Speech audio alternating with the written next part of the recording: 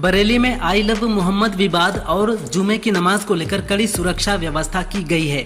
सुरक्षा के लिए 15 कंपनी पीएसी, पैरामिलिट्री फोर्स समेत 5000 पुलिसकर्मी तैनात किए गए हैं। संवेदनशील इलाके की निगरानी के लिए 8 ड्रोन टीमें लगाई गई हैं। बता दें कि आईएमसी अध्यक्ष मौलाना तौकीर रजा ने कल मार्च निकालने और लोगों को एकत्र करने का ऐलान किया था। उसके बाद से अतिरिक्त सुरक्षा व्यवस्था की गई है। MiG-21 के रिटायरमेंट पर रक्षा मंत्री राजनाथ सिंह ने कहा, लंबे समय से MiG-21 अनेक वीरतापूर्ण कार्यों का साक्षी रहा है।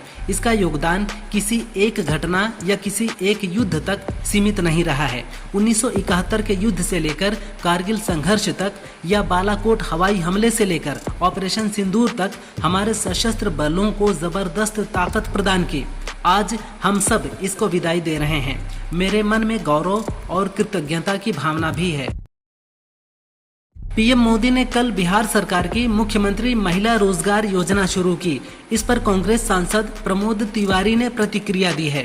तिवारी ने कहा, आदतन वो चुनाव से पहले पीएम मोदी से घोषणा कराते हैं और चुनाव के बाद भूल जाते हैं। इसके पहले वाले चुनाव में उन्होंने बिहार को विशेष राज्य का दर्जा देने की घोषणा की थी। उसका क्या हुआ? नीतीश 20 साल में बिहार को विशेष राज्य का दर्जा नहीं दिला पाए हैं। सोशल एक्टिविस्ट सोनम वांगचुक ने केंद्र सरकार पर गंभीर आरोप लगाए हैं। वांगचुक ने कहा कि केंद्र सरकार लद्दाख की असली समस्याओं से ध्यान भटकाने के लिए मेरे ऊपर हिंसा फैलाने का आरोप लगा रही है। सरकार पब्लिक सेफ्टी एक्ट के तहत मुझे गिरफ्तार कर जेल भेजने की तैयारी कर रही है। बता दें, गृह मंत्रालय ने लेह हिंसा के लिए वांगचुक को जिम्मेदार ठहराया है और उनकी संस्था का विदेशी फंडिंग लाइसेंस रद्द कर दिया है। राहुल गांधी को इलाहाबाद हाई कोर्ट से झटका लगा है। अमेरिका में सिखों पर दिए गए राहुल गांधी के बयान के मामले में हाई कोर्ट ने वाराणसी एमपी एमएलए कोर्ट को चुनौती देने वाली याचिका खारिज कर दी है। अब विशेष कोर्ट में राहुल गांधी के खिलाफ चल रहे मुकदमे की सुनवाई का रास्ता साफ हो गया है।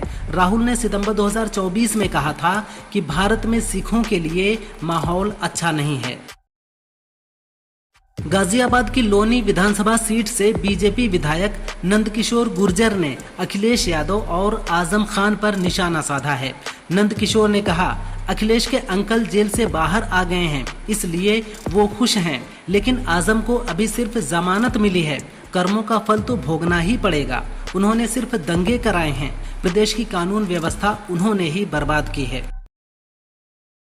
एशिया कप के फाइनल को लेकर पूर्व पाकिस्तानी क्रिकेटर शोएब अख्तर ने पाकिस्तानी टीम को सलाह दी है। उन्होंने कहा, भारतीय बैटर्स के ऑरा को साइड में रखो और उस ऑरा को तोड़ दो। आपको 20 ओवर गेंदबाजी करने की जरूरत नहीं है, आपको बस विकेट लेने हैं। अगर अभिषेक शर्मा पहले 2 ओवरों में आउट हो जाते हैं तो भारत मुश्किल में पड़ जाएगा। अभिषेक के जल्दी आउट होने से उन्हें संघर्ष करना पड़ेगा। लेह हिंसा के मामले में पुलिस ने पर्यावरण और सामाजिक कार्यकर्ता सोनम वांगचुक को गिरफ्तार कर लिया है। पुलिस ने उन्हें राष्ट्रीय सुरक्षा कानून के तहत अरेस्ट किया है। लेह में हुई हिंसा को लेकर गृह मंत्रालय ने वांगचुक को जिम्मेदार ठहराते हुए कहा था कि वांगचुक ने प्रदर्शनकारियों को भड़काया था। इस पर वांगचुक का कहना है कि लद्दाख के असल मुद्दों से ध्यान भटकाने के लिए सरकार ये सब कर रही है। सांसद चंद्रशेखर आजाद और इंदौर की PhD scholar doctor Rohini Ghavri के बीच विवाद बढ़ता जा रहा है। सांसद पर यौन उत्पीड़न का आरोप लगाने वाली रोहिणी ने एक्स पर लिखा, मर्दों वाली लड़ाई लड़, गृह मंत्री के पीछे मत छिपकायर, समझा?